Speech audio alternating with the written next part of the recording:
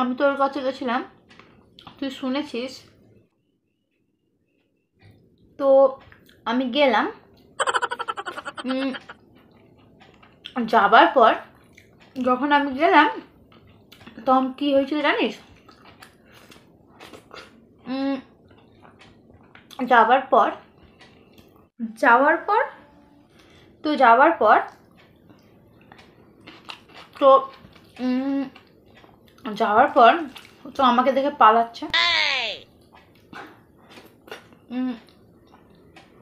তো যখন পালালো তখন ওকে আমি ধরলাম, ধরে ওকে আমি জিজ্ঞেস করলাম যে, ওকে আমি বললাম যে আমার টাকাগুলো ফেরত দে। ও কি বলছে শুনবি?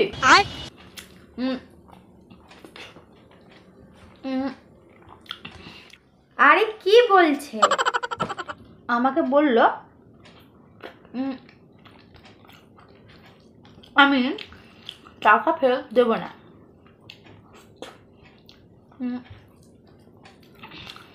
তাতে তোমার ये मुंह से सुपारी निकाल के बात कर रहे बाबा। তাতে তোমার তাতে তোমার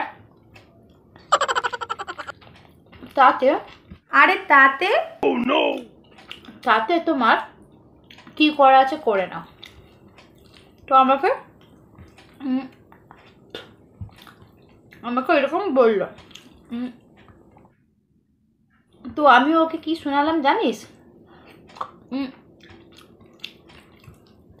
আমি বললাম যে अबे जल्दी बोल, कल सुबह पनवेल निकलना है। আমি ওকে বললাম যে তারা হাট, তুমি খেয়ে নাও, না হলে বলে দাও। ये बड़ी अच्छी बात कही आप। আমি কেন এরকম তোকে বলছি জানিস? মানে খেতে বসে বসে কেন তোকে শোনাচ্ছি জানিস? কারণ